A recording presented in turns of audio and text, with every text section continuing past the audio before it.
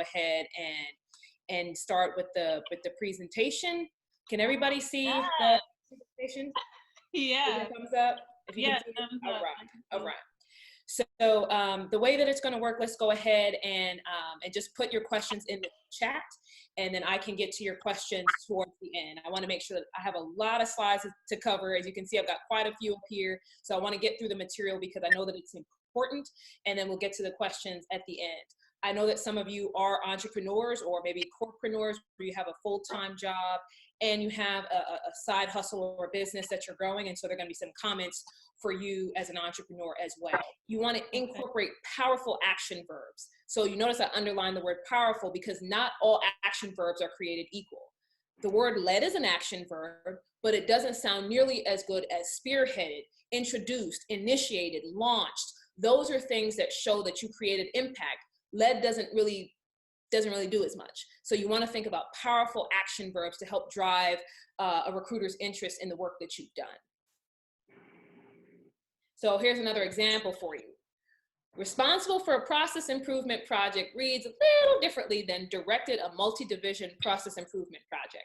They're basically saying the same thing, but sounding that you've actually directed something means that you were the person at the helm who was driving that thing to completion. Responsible for means that you could have mapped it out, you could have been the admin, you could have been anything. But the fact is, when you say that you've directed it, it means that you're the person who has truly driven that entire effort to completion. Go ahead and just wrap this up. So I just want to say thank you so much for your time and attention. I'm going to get to the questions in a second, but I just want to say thank you so much for the opportunity to come and share this with you. I would love if you guys would follow me on social media. I'm pretty consistent everywhere at Rock Career. You can send me an email if after this conversation if you want, and of course go ahead and stop by the website. But I just want to say thank you guys for this opportunity, and I will try to get to some of the questions. Julia, that was amazing. Oh, I'm so glad. Like this, you touched base on like so many important things in like a quick and fashionable way that you can like still absorb the information. Thank you so much. Oh yeah, like really, really great. I know everyone. I've been looking through the screens and I see everybody looking down and writing. I'm like, okay, everybody's, getting the information. That was so great. We do have some questions in the chat right now. I did mention to them that you were going to go through it once you were done. So okay, awesome. And I'll go ahead and put leave that screen because they can see it. Yeah. Okay. All right. So let's go ahead and kind of just get through the questions. What is the most acceptable date frame on reference letters?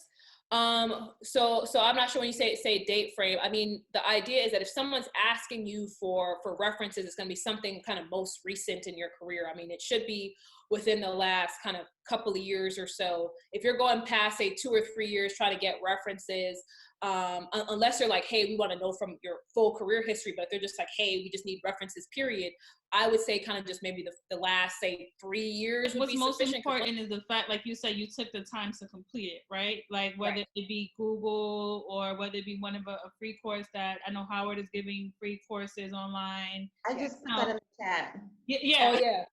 Mm-hmm. Coursera.com. I mean, a lot of platforms now, because these schools and other organizations know that people are sitting at home, and for some people, they may just need an escape, or they can't go back to school because they don't have any money right now because their jobs have finished. They're offering free or low-cost courses. This is the time to stack it up. If you've got the time to devote, stack it up, get those certificates, because when we finally start to transition this out of this kind of environment, you're going to have a lot of additional kind of accomplishments and contributions on your resume to say, hey, I don't have this experience. I also have these certificates. I also have this license, whatever it might be that can help set you apart in the applicant pool.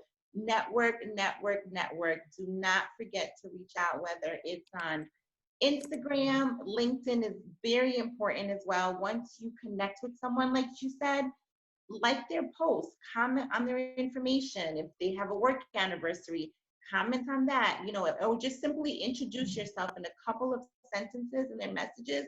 They will remember that, because not everyone does it. So they will remember that you did it and come back to your profile. So I highly recommend it. Awesome. Right. Thank you. Thank you so much. Thank you, everybody, for joining. Bye. Good job. Have a Nice one. Monday. Bye. Bye.